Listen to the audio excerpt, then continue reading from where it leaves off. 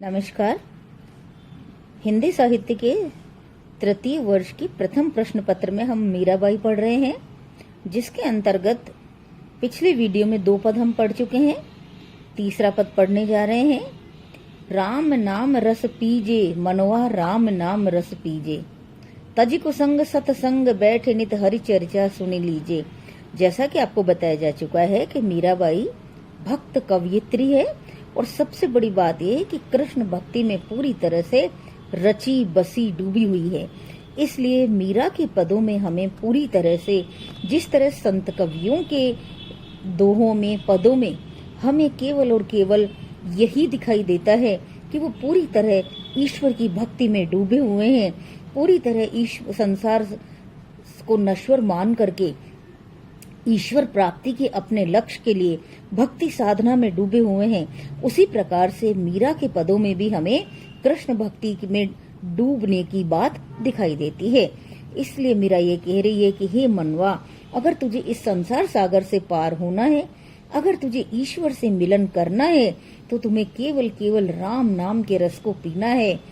और तज कुसंग, कुसंग यानी हमारे यहाँ सत्संग का बड़ा महत्व है। सभी संतों ने ये बताया है कि मनुष्य जिस प्रकार की संगत में बैठता है उसी प्रकार का बन जाता है। इसलिए हमारे यहाँ ये कहा है कि कुसंग यानी बुरे व्यक्तियों की संगत को छोड़ करके सत्संग यानी अच्छे लोगों की संगत में तुझे बैठना चाहिए। हरि चर्चा सुन लीजिए, और तुझे क्या करना है? ईश्वर की चर्चा, हरि चर्चा है, उसको तुझे सुनना है। ऐसा माना जाता है कि जिस प्रकार की संगत मनुष्य करता है उसी प्रकार का वह हो जाता है। इसलिए सत्संगति का हमारे यहाँ सभी भक्त कवियों ने बहुत महत्व बताया है। तो इसलिए मीरा ये कह रही है कि हे मनुष्य, तू क्या कर, सत्संगत के अंदर प्रवृत्त हो जा। उससे क्या होगा? उससे तुझे ईश्वर को मिलन, या तुझे तेरे जीवन का जो लक्ष्य है ईश्वर को प्राप्त करना, वो तुझे आसानी से प्राप्त हो जाएगा। आगे मीरा बता रही है, काम क्रोध मद मोह लोभ कुचित से बहाय दीजे, मीरा की प्रभु गिरधर नागर ताके रंग में भीजे। मीराबाई ये कह रही है कि काम क्रोध मद लोभ और मोह, इनको तुम्हें चित्त से हटाना पड़ेगा। सभी भक्त कवियों ने, सभी संत कवियों ने मनुष्य को अपना परिष्कार करने की बात कही है, मनुष्य को इन 5 बुराइयों से दूर रहने की बात कही है। मीरा भी ये कह रही है कि हे मनुष्य, अगर तुझे ईश्वर को प्राप्त करना है, ईश्वर की भक्ति करनी है, ईश्वर के रंग में भीगना है, तो तुझे क्या करना है? कामनाओं को, क्रोध को, मद को यानी अहंकार को, मोह को, लोभ को, इन सब के अपने चित्त से दूर करना होगा। अर्थात तुझे सबसे पहले अपने स्वभाव को निर्मल करना होगा। आगे मीरा ये कह रही है कि मीरा के प्रभु गिरधर नागर, यानी मीरा के प्रभु कौन है? स्वयं कृष्ण है। ताके रंग में भीजे, मीरा उसी के रंग में स्वयं भीग रही है, और आपको भी ये संदेश दे रही है कि तुम्हें उसी के रंग में भीगना चाहिए। इस प्रकार मीरा भक्त कवियों की तरह, संत कवियों की तरह ये संदेश दे रही है कि हे मानव, अगर तुझे ईश्वर को प्राप्त करना है तो तुझे सत्संगति करनी है, कुसंग तुझे तजना है, और काम क्रोध मोह लोभ को तुझे छोड़ना है, और इस प्रकार तुम्हें केवल केवल ईश्वर के रंग में ही भीगना है। आगे का पद बहुत ही प्रसिद्ध है, बच्चों ये एग्जाम में भी आता है, और इसको आप शायद पहले भी कहीं पढ़ चुके होंगे, लेकिन ये मीरा का बहुत ही प्रसिद्ध पद है, जिसको बहुत सारे लोगों ने गा गा करके और भी अमर कर दिया है। मीरा ये कह रही है कि उसने जीवन का सबसे बड़ा धन है वो पा लिया है, और वो धन क्या है? मैंने राम रतन धन पाई। आप राम का मतलब यहाँ ये ना समझे कि मीरा दशरथ पुत्र राम की बात कर रही है। यहाँ पर राम का नाम लेने पर भी मीरा क्योंकि कृष्ण भक्त है, इसलिए वो कृष्ण की भक्ति की ही बात कर रही है, और ये बता रही है कि मैंने क्या प्राप्त कर लिया है। मैंने ईश्वर रूपी जो धन है उसको, रत्न रूपी, ईश्वर के रत्न रूपी धन है, उसको पा लिया है। इसका अगर विस्तार से अर्थ किया जाए तो बच्चों ये है कि उस ईश्वर को पाना, उस ईश्वर की लगन लग जाना, उस ईश्वर से प्रेम हो जाना और उस ईश्वर के लिए संसार के सारे सुखों को न्योछावर कर देना, ये भी कोई आसान बात नहीं है। जो व्यक्ति ईश्वर के रंग में रंग जाता है उसी को इसकी महत्ता, इसका महत्व और इसकी विशेषता है वो समझ में आती है। तो मीरा क्या कह रही है कि मैंने राम रूपी रत्न है उस धन को प्राप्त कर लिया है, अर्थात उन्हें ये ज्ञान हो गया है कि उनके जीवन का उद्देश्य क्या है, ईश्वर का भजन करना, ईश्वर को प्राप्त करना। आगे मीरा बता रही है, बसत अमोलक दी मेरे सतगुरु कर कृपा अपनायो। सभी संत और भक्त कवियों ने ये बताया है कि गुरु की कृपा से ही ईश्वर तक जाने का मार्ग हमें दिखाई देता है। तो वो ये कह रही है कि हे सतगुरु, तुमने बहुत अमोल वस्तु है वो मुझे दे दी है और कृपा करके मुझे तुमने अपना लिया है। अर्थात हर व्यक्ति अच्छा बनना चाहता है, प्रत्येक व्यक्ति साधना करना चाहता है, लेकिन जब तक ईश्वर की अनुकंपा नहीं होती और गुरु की कृपा नहीं होती तब तक जरूरी नहीं है कि वो पूरी तरह से ईश्वर को समर्पित हो जाए।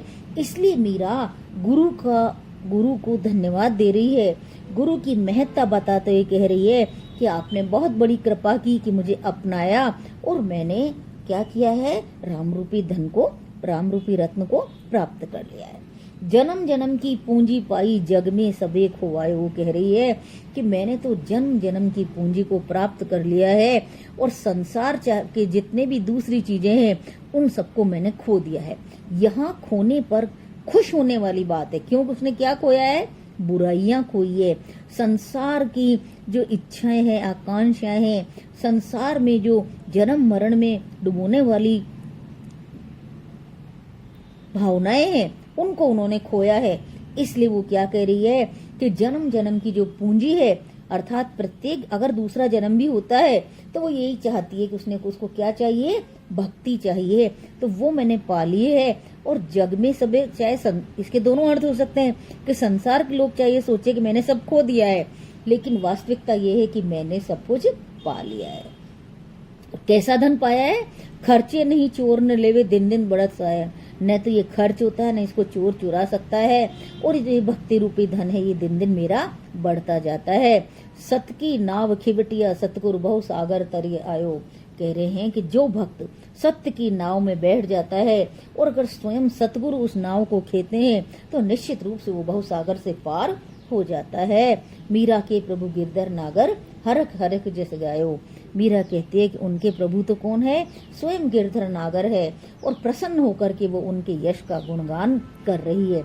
इस पद की सबसे बड़ी महत्ता यही है कि सभी भक्त और संत कवियों ने इस चीज को महत्व दिया है कि अगर सतगुरु की कृपा हो जाए और अगर वो उनके ऊपर अनुकंपा कर दे तो व्यक्ति ईश्वर तक जाने के मार्ग को प्राप्त कर लेता है। और सतगुरु की कृपा से ही वो क्या करता है, ईश्वर को प्राप्त करने की पूरी कोशिश करता है। तो ये लगन लगना ही बहुत बड़ी बात है, इस धन को प्राप्त करना ही बहुत बड़ी बात है कि संसार के सुख क्या है, मनुष्य को अपनी ओर खींचते हैं, तो व्यक्ति इस धन को प्राप्त कर ले, ये ही बहुत बड़ी बात है। तो सभी संत और भक्त कवियों ने गुरु की गौरव का गान किया है, इसलिए मीरा का ये पद अजर अमर है। आगे के पद में मीरा अपनी अनन्य भक्ति को प्रदर्शित करती हुई बता रही है, आलीरी मेरे नैना बान पड़ी। आली यानी सखी, हे सखी मेरे नेत्रों को आदत हो गई है।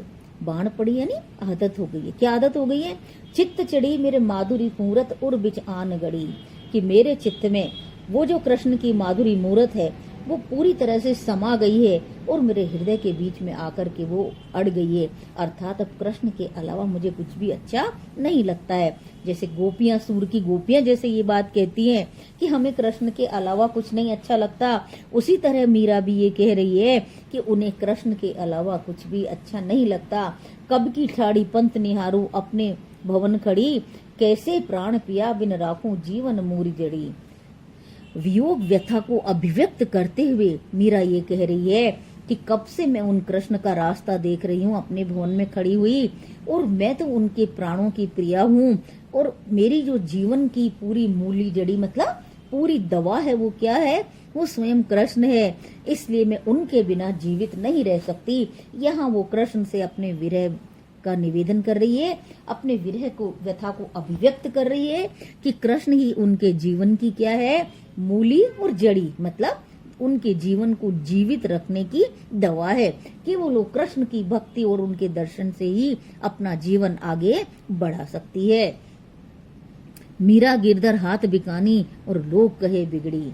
मीरा अपनी भक्ति को अभिव्यक्त करते हुए बता रही है कि वो तो कृष्ण के हाथों बिक गई है। बिकने का मतलब क्या है कि पूरी तरह से कृष्ण को समर्पित हो गई है, कृष्ण में डूब गई है। चाहे संसार के लोग ये कहते हों कि वो बिगड़ गई है, लेकिन वस्तुस्थिति ये है कि मीरा ये कह रही है कि वो तो पूरी तरह से कृष्ण को समर्पित हो गई है। तो इस पद में मीरा गोपियों की तरह कृष्ण में पूरी तरह अपनी समर्पित भावना को अभिव्यक्त कर रही हैं कि कृष्ण के अलावा उन्हें और कुछ भी अच्छा नहीं लगता है। पूरी तरह से वो कृष्ण में डूबी हुई है।